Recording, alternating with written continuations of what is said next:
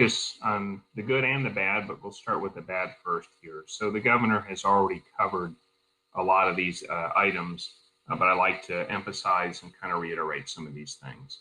So we are at an all-time level of high for new weekly cases. Again, we are at an all-time high for number of Kentuckians in the hospital for COVID-19, an all-time high for the number of Kentuckians in the ICU, and an all-time high for the number of Kentuckians on a ventilator for COVID-19. Every one of our metrics has reached new highs just in the last 1 day or so. Those numbers continue to show signs of increasing. And in fact, the growth from last week was probably not quite as high as it might have been because people were exercising our democracy and voting last week. And so I suspect that that had some effect on the testing that was done last week. So we will see where this week heads. But if Monday is any sign, we are going to set a new record this week as well. We now have 81 red counties. That's up from 80, which was our previous high. When I last looked to see what the update on the screen is today, we had only a single yellow county. Every other county was red or orange. We are clearly at the worst case we have been for this disease.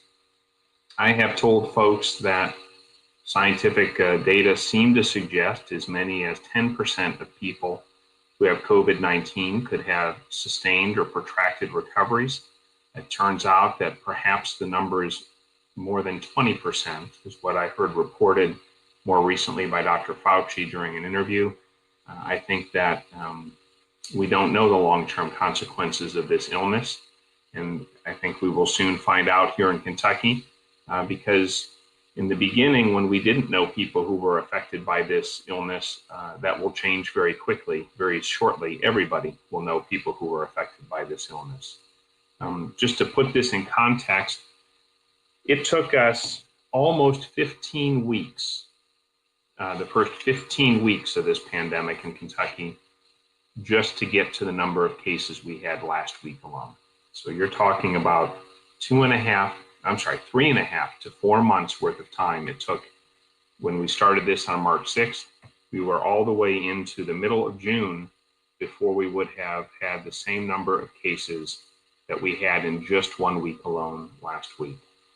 I want to be straight down the middle on this and as sobering as I can. We can either choose to do the steps necessary to slow the spread of this disease, or the disease itself will cause society to choose to alter its behavior. That is what has been happening anywhere the disease gets out of control enough.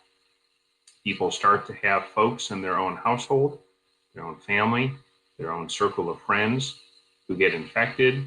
When they get infected, they have protracted recovery, some of them, and unfortunately a small number of them die, and people will then change their behavior. I am urging us all to please not require the painful lesson of disability and loss to make the choices we need to make. And for right now, those choices remain: watch your distance and stay 6 feet away from everyone outside your household.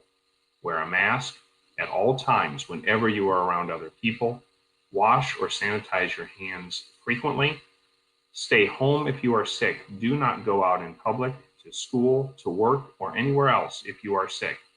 If you have a fever, a cough, a runny nose, a sore throat, or any other signs of illness, stay home. If you think it could be COVID-19, please get tested and follow the guidelines that we tell you for staying at home until you are cleared of the disease, so you don't spread the infection more widely in the community. These are the things we can do in the short term to mitigate or blunt the effect of this illness. Let me add my strong concern, I think it's fair to say my alarm, that as we enter the fall and winter months here, the temperatures get colder and the holiday season comes upon us. Our traditional holiday gatherings are a recipe for disaster.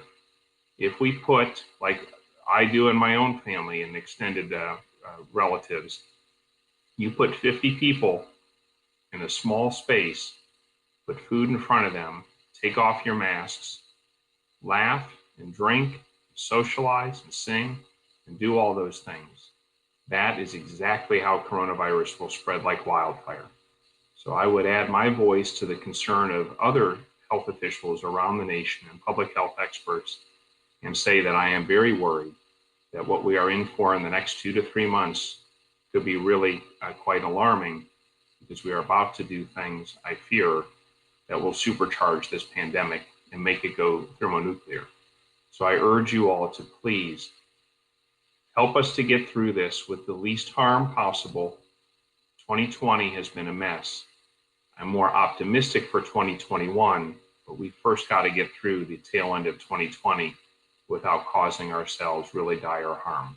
And it is not outside our ability to control. We have the ability, if we follow those measures that I mentioned, to blunt this disease and get through it in a better shape until we get to the time where we have the vaccine. So now